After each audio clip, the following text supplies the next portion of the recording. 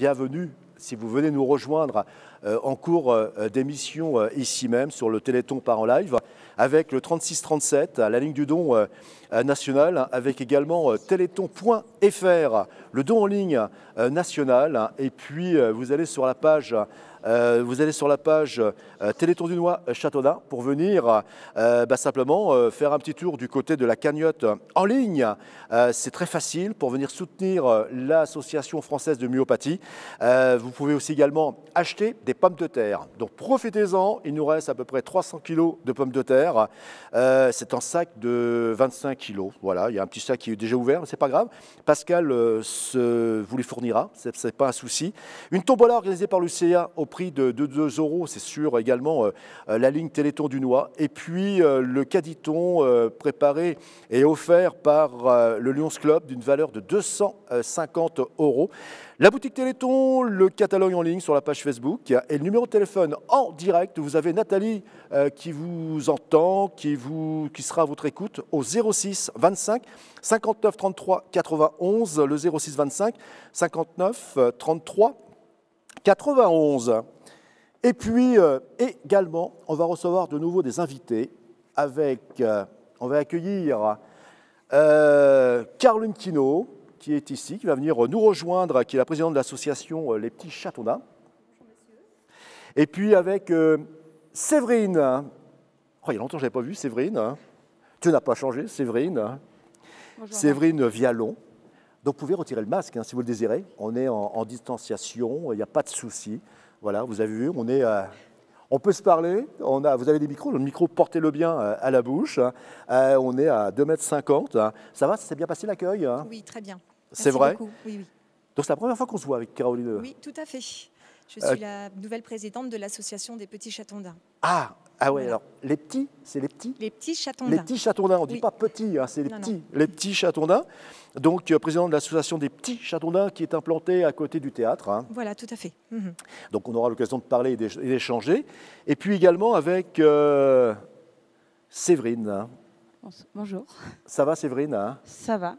Séverine, alors Séverine, c'est aussi une longue histoire, c'est aussi une participation de nombreuses années au Téléthon.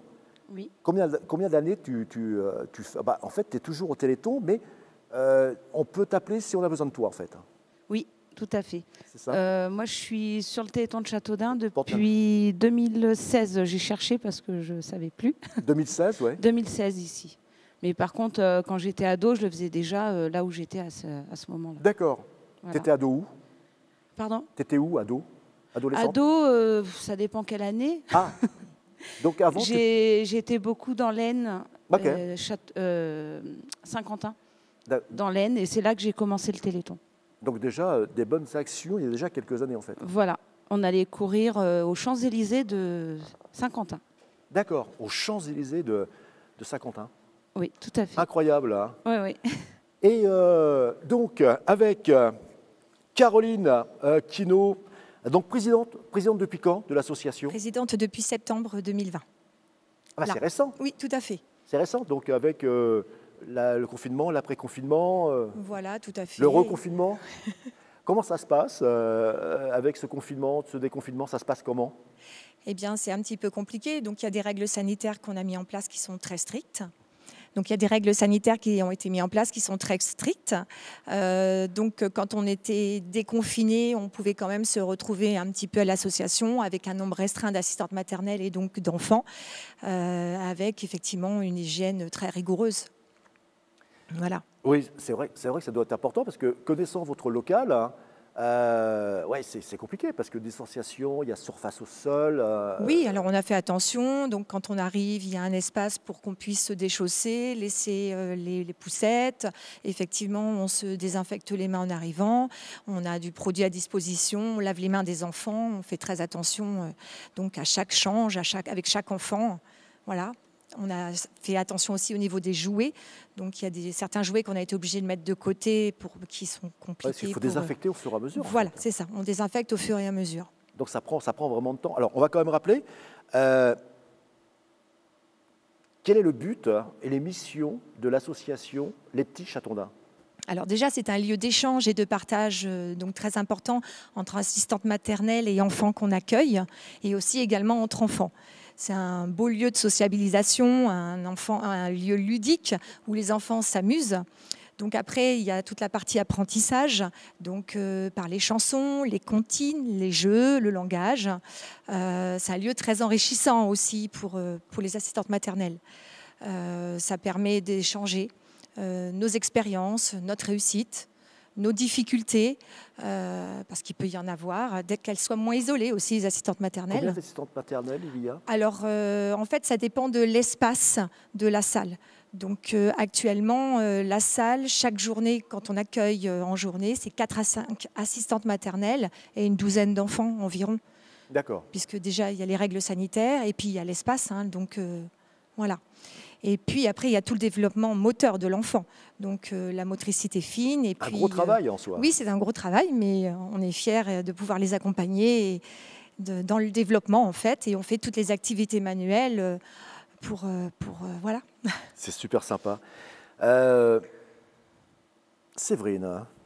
Oui. Donc là, vous avez en fait Séverine Vialon, qui est quelqu'un, en fait, il faut connaître. Hein. Elle est auteure indépendante.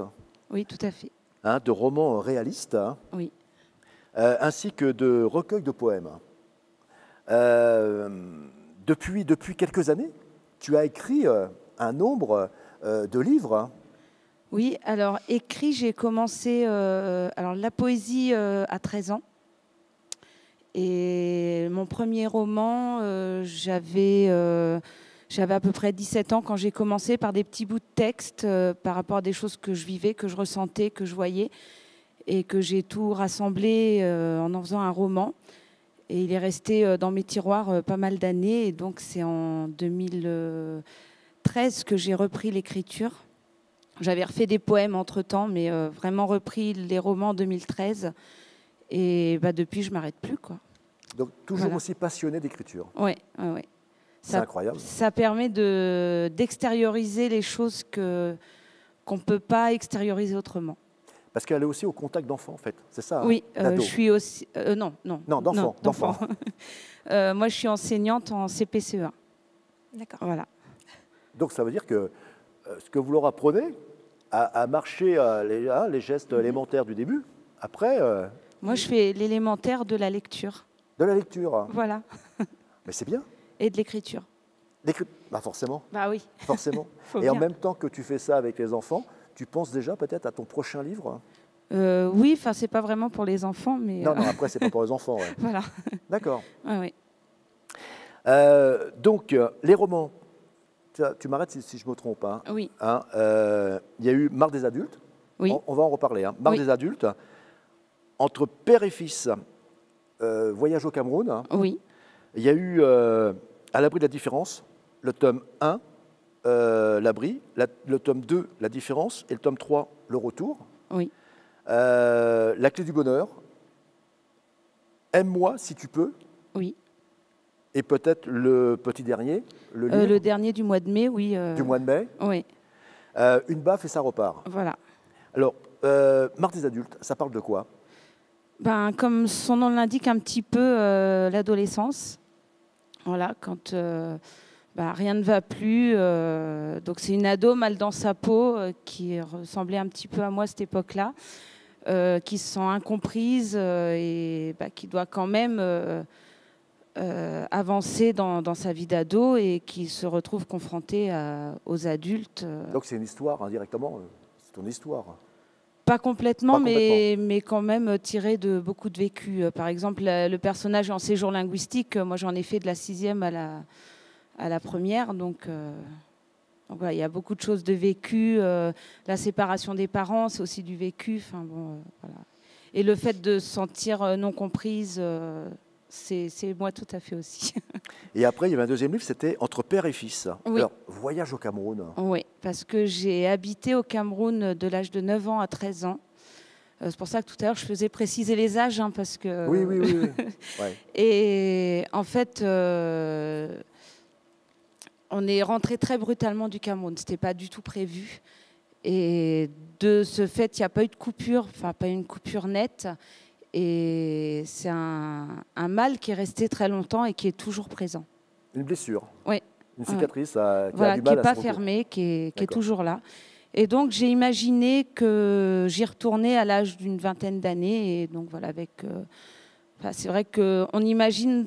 on a toujours en tête ce qu'on a vécu, mais on n'imagine pas que les gens ont progressé comme nous, on a progressé pendant les années de séparation. Et donc, voilà, c'est un retour. Et en fait, tout le passé du personnage principal est le mien. D'accord. Le présent est fictif, puisque je n'y suis jamais retournée depuis. Et après, il y a alors, à l'abri de la différence, Oui. il y a le tome 1, l'abri, le tome 2, la différence, le tome 3, avec le retour. Oui. C'est une histoire qui se suit, mais avec 3 arguments différents peut-être. Alors, il y a 3... Alors, tout le roman, toute la trilogie a quand même comme fond la différence. Pour le tome 1, ça gêne certains lecteurs parce que je ne donne pas de différence particulière.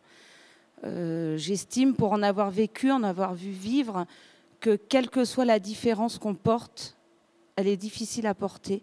Le regard des gens est difficile à accepter. Et du coup, j'ai voulu rester très, très général. Il commence d'ailleurs en Beauce, par chez nous, même si je n'ai pas donné le lieu exact. Pour les gens qui sont du coin, ils peuvent largement reconnaître les lieux. Et dans le tome 2, là, je pointe vraiment 2 différences. Une différence bien précise qui est le problème de langage. Et la différence, dans les 3 tomes, on sent bien qu'il y a une différence entre les 2 personnages principaux et les autres, sans les dire. Et donc, il y a cette différence qui perdure. Et la petite fille qu'on voit en photo, là, voilà, qui a un problème de langage et qui donc est moquée par ses camarades, et on arrive dans le harcèlement scolaire. D'accord. Voilà. Et dans le tome 3, c'est plus tout ce qui est adoption, tous ces soucis-là. Comment se sentir chez soi dans sa famille quand c'est pas la réelle famille d'origine. Donc on va revenir pour la suite des livres. C'est magnifique quand même, hein, tous ces livres. Oui, tout à fait. Si vous avez l'occasion, hein, on va après vous dire comment on les trouve. Hein. On les trouve en ligne aussi également pour venir simplement se faire plaisir. Parce qu'en plus, à Séverine, son défi, c'est elle vend des livres, en fait, elle redonne un pourcentage au Téléthon. Alors vous, du côté des petits Chatondins, ça fait des années que les petits Chatondins participent au Téléthon. Oui, donc l'association a été créée en 2010 et on a commencé en 2012 le Téléthon. Le Téléthon. Voilà. Sous forme de marché de Noël. Oui, tout à fait. Donc, on tenait des stands. C'est ça. Voilà. Donc, nous avons fabriqué des petites choses entre nous. Donc, puisque l'association, c'est un lieu ludique, un lieu d'échange aussi. Et donc, entre nous, nous faisons le soir, certaines fois, des petites choses. Donc, des fabrications d'objets comme des porte-clés en tricotin ou en pompon, du collage de serviettes en papier sur des plateaux pour les décorations pour les fêtes que l'on présente et que l'on vend pour le Téléthon. Et puis, nous préparons des confitures aussi. Voilà. Et puis, cette année, donc, nous avons préparé des attrape-rêves pour les vendre au Téléthon. Et donc, il y a une jeune fille, donc c'est la fille d'une de mes adhérentes, qui a vraiment mis tout son cœur pour s'y mettre. Elle avait vraiment envie de... Et comment on les trouve ? Les attrape-rêves, donc en fait, donc, il y a un petit peu de vente en ligne. Oui. Et après, c'est aussi par échange, par connaissance. D'accord. Et vente en ligne, ça veut dire c'est par la page Facebook ? Alors, j'ai ma collègue qui organise, oui, tout à fait, en page Facebook, oui, je pense. Facebook, c'est les petits Chatondins, Les petits Chatondins, oui, tout à fait. Les petits Chatondins, je crois que c'est marqué. Chatondins. Chatondins. Oui. Et on trouve tout de suite, en fait. Alors, il faut que je vois avec ma collègue comment elle a organisé, parce que c'est elle qui a géré la vente. Non, mais c'est super sympathique, effectivement, quand même, de participer chaque année, en fait. Hein. Parce qu'on en parlait tout à l'heure avec le docteur Priou. Oui. On a besoin, enfin, le Téléthon a besoin, avec le 3637, avec téléthon.fr, il y a besoin de donner de l'argent, il y a besoin de faire des dons pour que la recherche puisse continuer, pour que les malades ne soient pas en souffrance, qu'à un moment donné, on leur dise, tiens, il y a peut-être quelque chose, il y a un projet, il y a des choses qui arrivent. Et ça, c'est quand même magnifique. Les petits Chatondins, vous êtes donc dans ces locaux. Oui. Comment ça se passe un petit peu comment vous faites pour trouver tout ce personnel, tous ces enfants? Comment ça se passe? Alors en fait, ce sont des assistantes maternelles qui viennent ou de la commune de Châteaudun ou de la commune des alentours. Ah ok, d'accord. Voilà, enfin des communes Ouais. des alentours. Donc en fait, c'est vrai que c'est un échange très diversifié, donc qui est agréable finalement. Et donc on a un planning en ligne et on peut s'inscrire, comme ça on voit qui peut venir avec le nombre d'enfants.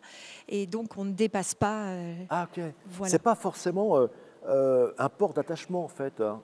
Alors, on peut y aller le lundi matin, le mercredi matin et le vendredi matin, de 9h30 à 11h30 environ. Voilà. Et effectivement, il faut s'inscrire pour ne pas être trop nombreuses, Oui. qu'il n'y ait pas trop d'enfants, qu'on ne soit pas trop nombreuses. Voilà. Et puis quand c'est le jeudi matin, on voit les moments se promener, profiter aussi également quand il y a le marché, quand il y a tout ça. Hein, Oui, tout à fait. Mais alors nous, on y va le vendredi, on n'y va pas le jeudi. Le vendredi, d'accord. Voilà. Mais c'est vrai que certains autres jours, on peut aussi se regrouper. Enfin, avant les Oui. problèmes sanitaires, on pouvait se regrouper, aller se promener un petit peu au centre équestre, faire des balades effectivement dans les bois, au bois des Gats, et puis échanger ensemble effectivement. Compliqué pour vous quand même le confinement et le déconfinement, hein. C'est pas très évident. Pour les enfants surtout. Parce que du coup, comme c'est un lieu de sociabilisation, les enfants sont un petit peu plus isolés. Bon, heureusement, on a quand même plusieurs enfants à la maison et il y a quand même un bon petit groupe. Mais c'est vrai que c'est quand même mieux pour les enfants de voir d'autres enfants, de pouvoir voir autre chose. Voilà. Demain? Oui, bientôt. Bientôt. Séverine, il y a aussi un livre qui est touchant, c'est La clé du bonheur. Oui. Tu peux nous dire quelques mots sur Alors, ce La livre? clé du bonheur, j'ai voulu rendre hommage un petit peu aux personnes âgées, à leur solitude. Et donc, j'ai créé un personnage qui, pour cacher un mal-être dont je ne vais pas parler, puisque c'est à découvrir, passe tout son temps libre à s'occuper des personnes âgées, soit juste par une présence, discuter, soit pour les aider un peu plus. Et qui fait ça vraiment bénévolement, c'est son passe-temps de tous les jours. Et qui s'oublie du coup, qui oublie un peu de penser à elle, et tout le cheminement va être que ces personnes âgées vont aussi l'aider à surmonter voilà, la gêne qu'elle a dans sa vie. Non, mais en fait, c'est quand même une belle histoire, quoi. Oui. Et là, celle-là se passe en Auvergne. Et en Auvergne? Oui, parce que j'ai posé mes valises quelques années en Auvergne aussi. Où, plus précisément? Bois-Séjour, à côté de Clermont-Ferrand. D'accord. Clermont-Ferrand, le fief de quelqu'un qui a disparu oui, tout à fait, cette semaine-là. Oui, oui. Avec les monts d'Auvergne, avec pas mal de choses. Voilà, oui. Le Puy-de-Dôme. Le Puy-de-Dôme. Oui. Le Puy-de-Dôme. Une super montagne, moi j'adore. C'est vrai? Ouais, je ne sais pas pourquoi. Il y a de la neige en ce moment quand même. Hein, peut-être, mais elle m'a toujours... impressionné. Oui, oui. Connaissez-vous le Puy-de-Dôme, non? Oui. Hein, vous êtes de là-bas aussi, non? Non, je suis de Grenoble.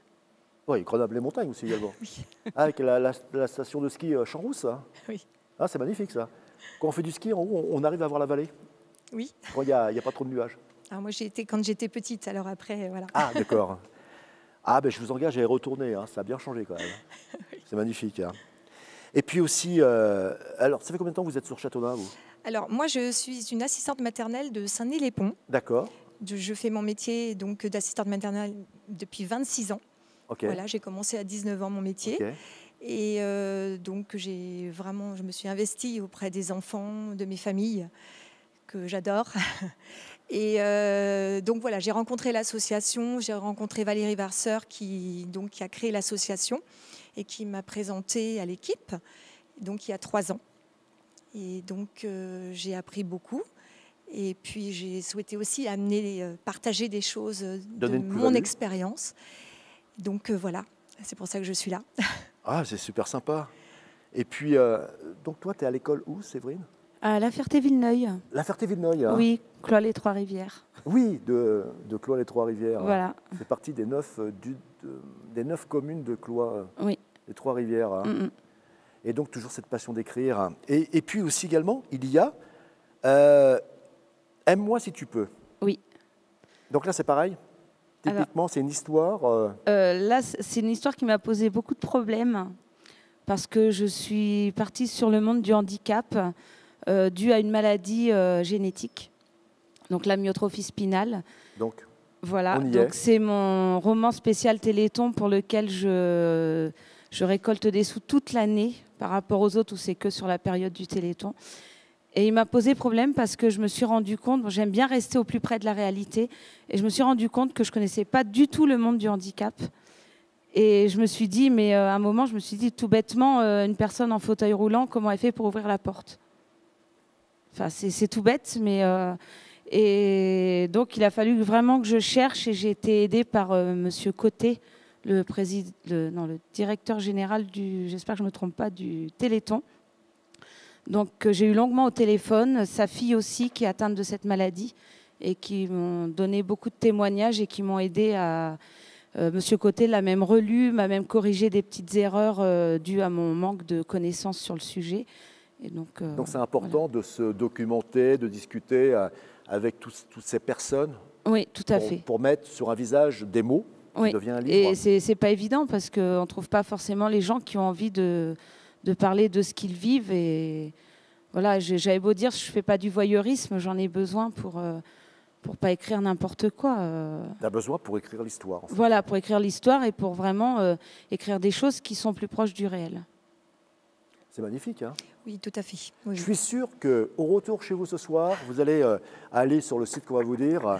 Le site, c'est Faire mes courses, Cloix, les Trois-Rivières, Séville Livre, auteur. Ça existe toujours, ça? Hein, ça a été mis en place pendant le confinement? Oui, ça a été mis en place il n'y a pas très longtemps. Et pour venir, avant de parler du dernier livre, le magnifique livre aussi également, vous êtes une lectrice, vous lisez des livres? Un petit peu. Un petit peu? Plutôt sur l'enfance, on va dire. Sur l'enfance, oui, hein. Je suis plus attirée par ces livres-là. Et quand on a ce métier que vous avez, on se documente toujours en permanence? Oui, il faut évoluer. On se met au courant? Oui, il faut évoluer. On a toujours à apprendre. Avec chaque enfant, on apprend. Avec chaque famille, on apprend. Et parce que c'est toujours particulier, en fait. Chaque enfant est différent.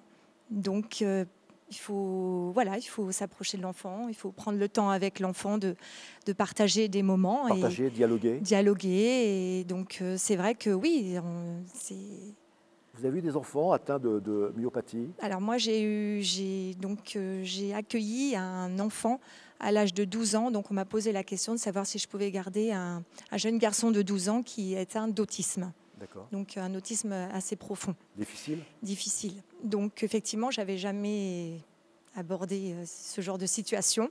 Donc j'ai quand même pris un tout petit peu de temps quand même pour me poser, recul, pour réfléchir, parce que si je dis oui, moi je m'engage à 100%. D'accord.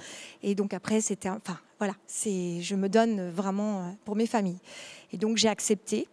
Et l'enfant maintenant a 20 ans. Voilà, et donc il rentre en centre définitif. D'accord. Voilà. Donc ça lui a permis aussi également... Donc pendant 8 ans, il est venu à la maison, donc un petit peu de temps le matin, donc ça faisait la transition entre le papa-maman et le taxi et le passage au Home des Prés. Et donc par contre, j'ai appris à partager des moments avec lui. J'ai réussi à lui faire des activités, parce que c'est vrai qu'un enfant atteint d'autisme n'aime pas forcément qu'on le touche. Donc j'ai quand même réussi à lui faire des activités. On a pris notre temps. Du dialogue permanent. Donc du dialogue, il fallait qu'il ait confiance. Voilà, il ne faut pas le brusquer, il faut qu'il ait confiance. S'il n'a pas envie, il faut laisser. Voilà. On en sort bien? Je suis contente d'avoir pu connaître ce genre une expérience. Cette expérience, voilà. Séverine, le dernier livre, oui. Qui n'est pas facile aussi également à en parler, ce livre.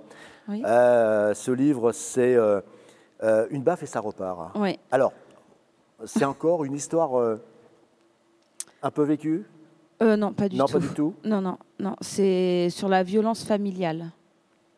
Voilà. Alors, je dis familiale parce qu'en fait, dans un bon 3/4 du roman, il faut essayer de trouver qui est le bourreau, qui est la victime, qui est là en aide. Et donc voilà, c'est pour ça que je parle. Mais on est au sein d'une famille. Et aussi s'il n'y a pas que le personnage qui prend une baffe, il y a aussi le lecteur, parce que on a toujours des préjugés et ils nous emmènent dans une direction, nos préjugés, qui ne sont peut-être pas forcément les bons à la fin du livre. D'accord. Voilà. C'est un peu perturbant de le lire, non? Non, Non, je pense pas. ça va? Et tout le monde a la parole dans le livre. D'accord. Dire que même la violence, c'est un personnage à part entière. Donc la parole est totalement libre. Oui, la violence prend la parole et parle. Pareil. Ça m'a évité de décrire des scènes violentes. C'est pas mon truc, quoi. Donc, On en sort comment quand on écrit un livre aussi également? Tu arrives à faire la part des choses, hein? Oui, oui, oui.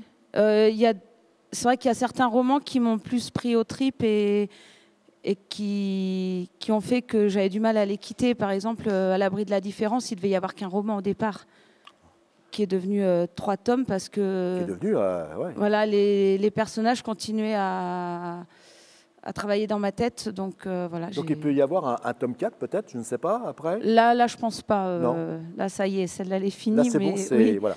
Mais je veux dire, voilà, il y a certaines histoires qui restent plus ancrées. Et voilà, mais maintenant, en fait, souvent, quand j'ai terminé une histoire, j'en ai une autre qui arrive.